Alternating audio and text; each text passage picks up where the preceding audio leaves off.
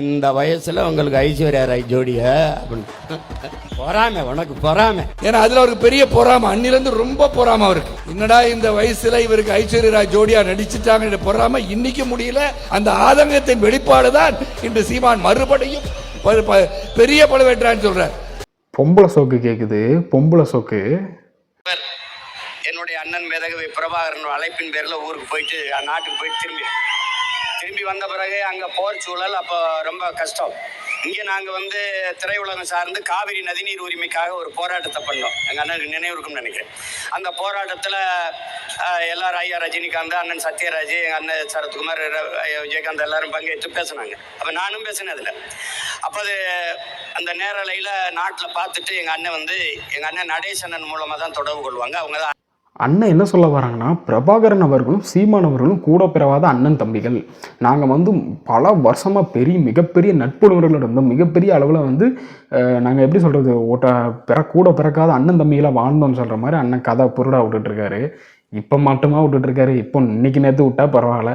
அண்ணன் எப்பவும் பிரபாகரனை இல்லாமல் போனாரோ அன்னிலேருந்து அண்ணன் இல்லாததை வச்சுக்கிட்டு எப்பவும் இறந்தவர்களை வச்சு ஒரு பிஸ்னஸ் பண்ணுவார். அந்த மாதிரி அண்ணன் உட்காந்து பேசிகிட்டு இருக்கிறாரு.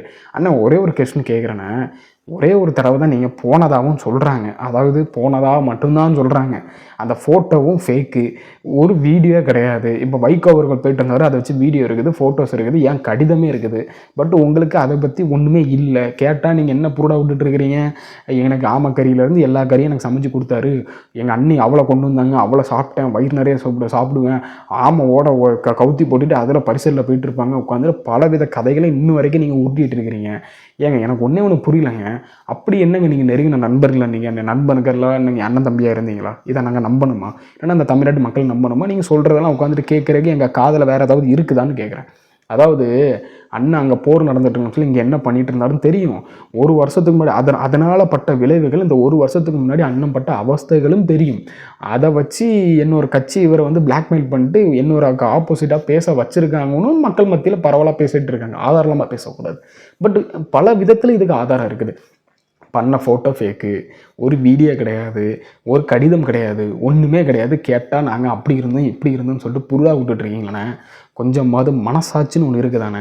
தமிழ்நாட்டு மக்கள் எல்லாம் இழிச்சா வாங்கி நினச்சிட்டு உனக்கு இன்னும் 20 லட்சம் ஓட்டு போட்டிருக்காங்க பார்த்தீங்களா? நான் அடித்து சொல்கிறேன், இது குறையும். அரசியல் கோட்பாடுகள், நிலைப்பாடுகள் இன்று இருக்கும், நாளை மாறும். அதிமுகவில் இருந்த என்னுடைய மாமன் இன்று விலகி பாரதிய ஜனதா கட்சியின் மாநில தலைவராக இருக்கிறார். மானம் இருக்கவனுக்கு கொஞ்சமாவது கொள்கை கோட்பாடுன்னு கொஞ்சமாவது இருக்கும். மானம் இல்லாதவனுக்கும் ஒன்றும் இருக்காதுண்ணே. அப்படிப்பட்ட மானம் இல்லாததுலேயே அதில் ஒருத்தர் தான் நீங்கள், மானங்கட்ட சீமானவர்கள். அதாவது என்ன மேட்ச்சு என்ன இதுன்னே தெரியாமல் ஒரு இடத்துல உட்காந்து பேசிகிட்டு இருக்கிறீங்க. உங்கள் தம்பிகள் உங்களுக்கு எப்படி சொல்கிறது, முட்டு கொடுத்துட்டு மூச்சில் நீங்கள் அந்த கட்சியில் போய் உட்காந்துருப்பீங்க. டிஎம்கேக்கு ஆப்போசிட்டாக உங்கள் ஆளுக்கு பயங்கரமாக பேசிகிட்டு மூச்சில் ஸ்டாலின் அவர்கள்ட்ட போய் அண்ணே சரியானே சரிண்ணே விஜய் அவர்களை கடிக்கிறானே அப்படின்னு சொல்லிட்டு உட்காந்து பேசுவீங்க. பிஜேபிக்கு ஆப்போசிட்டாக பேசுல பிஜேபி கூட உட்காந்துட்டு பேசுவீங்க. கேட்டால் நாங்கள் மாண்புன்னு சொல்லிடுறது, நாங்களாம் அரசியல் மாண்போடு இருக்கோம் அப்படின்னு சொல்லிடுவீங்க. அங்கே போய் அவங்க ஸ்டேஜ் கிடச்சிச்சின்னா அந்த ஸ்டேஜில் எந்த அளவுக்கு அவங்க கட்சிக்கு முட்டு கொடுக்கணுமோ அந்த அளவுக்கு, உங்கள் கட்சிக்கு கொடுக்க மாட்டீங்க, அந்த கட்சிக்கு முட்டு கொடுப்பீங்க. அவருக்கு எப்படி முட்டு கொடுக்கணுமோ அந்த அளவுக்கு க்ளீனாக ஒரு முட்டு கொடுப்பீங்க. அப்படிப்பட்டவங்களாம் நீங்கள் அரசியல் கோட்பாடுகளை பற்றி பேசுகிறதெல்லாம் எப்படின்னு புரியணும். அதாவது அண்ணன் என்ன சொல்ல வராங்க அப்படின்னா, அந்த பொது தொகுதியில் விட போகிறாங்கன்னு சொன்னாங்கல்ல, அதனால் அண்ணன் கனவு கண்டுட்டு இருக்காரு. சரி எல்லா கட்சியும் சேர்ந்து நம்மளை எப்படியே உள்ள சட்டமன்றத்தில் அனுப்ப போகுது அப்படின்னு சொல்லிட்டு. ஆனால் கனவு காணுங்கன்னு சொல்லிட்டு ஒரு ஆள் சொன்னாங்க. அந்த மாதிரி நம்மளும் கனவு கண்டுகிட்டே இருக்கட்டு, எந்த வருஷத்தில் தான் அவர் வராருன்னு பார்ப்போம். சரி அப்படி வந்தாலும் அங்கே மக்களுக்கு ஏதாவது நல்லது நடக்க போதா, சட்டமன்றத்தில் அத்தனை பேர் தெரிக்க விட போகிறாரு அப்படின்னு கேட்டீங்கன்னா ஒரு மண்ணும் பிடுங்க முடியாது. நாங்கள் எல்லாம் ஒரு தாயின் பிள்ளைகள், தமிழ் தாயின் பிள்ளைகள் என்பதில் எவருக்கும் மாற்று கருத்து இருக்க முடியாது.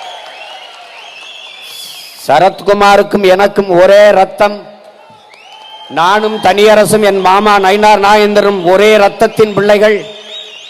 தெய்வ திருமகனின் பேரன்கள், பெருந்தலைவர் காமராஜரின் வாரிசுகள், கப்பலோட்டிய தமிழன் வாவு சிதம்பரனாரின் வாரிசுகள். நீ பேசுன, நீ வாய்க்கிலேயே உட்காந்து நல்லா பேசலாம். ஏன்னா வந்து நீ எந்த ஸ்டேஜுக்கு கிடைச்சாலும் அப்பப்போ மாற்றி பேசுகிறாள் தான். காலையில் ஒரு பேச்சு, மதியம் ஒரு பேச்சு, ஈவினிங் ஒரு பேச்சு, அதுக்கப்புறம் இந்த பேச்செல்லாம் மறந்து நாளைக்கு ஒரு பேச்சு இருக்கும். அந்த மாதிரி இருக்கிற மாதிரி தான் அண்ணனோட பேச்சுங்க. இதெல்லாம் பெருசாக எடுத்துக்க முடியாதுங்க. அண்ணன் இன்னைக்கு என்ன பண்ணியிருக்காங்கன்னா ஸ்பெஷலாக நம்மளை எல்லாரும் சேர்ந்து ஜெயிக்க வைக்க போகிறாங்க. அதை வச்சு நம்ம கனவு காணலாம், அதை வச்சு நம்ம சட்டமன்றத்தில் போகலாம், நம்ம ஆள் ஜெயிக்கணும் அப்படின்னு சொல்லிட்டு ஒரு அண்ணன் கனவு கண்டுட்டு இருக்கிறாங்க. எல்லா கட்சியும் ஒரு கூட்டணி போட்டு ஆல்மோஸ்ட் வந்து இது ஓகேன மாதிரி தான் இங்கே வெளிப்படையாக தெரிஞ்சிட்டு இருக்குதோ அப்படின்னு சொல்லிட்டு நல்லாவே கிளியராக தெரியுது. இவர் நிற்கிறாரு, நிற்காமல் போகிறாரு, இவர் ஜெயிக்கிறாரு, ஜெயிக்காமல் போகிறாரு. இங்கே உள்ள வந்து சட்டமன்றத்துக்குள்ள நாங்கள் பிடிங்கிருவாக்குவோம், நாங்கள் தள்ளிடுவாக்குவோம் அப்படின்னு சொல்லிட்டு அங்கே ஒன்றும் நடக்காதுங்க. அதாவது ஒன்று நல்லா கணக்கு வச்சுடுங்க. இவர் என்னென்னமோ விஜய் அவர்களை வந்து கடிச்சு பார்த்தாரு.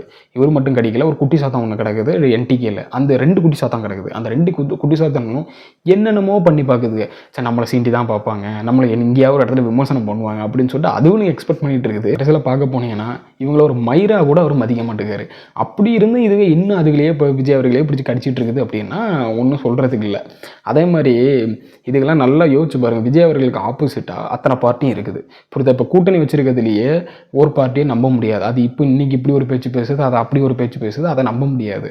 விஜய் அவர்கள் இங்கே வந்து விஜய் அவர்கள் மேலே எப்படி பண்ணிட்டு இருக்காங்கன்னா மொத்த கட்சியும் சேர்ந்து ஒரு நெகட்டிவ் பிம்பத்தை செட் பண்ணிட்டு இருக்கிறாங்க.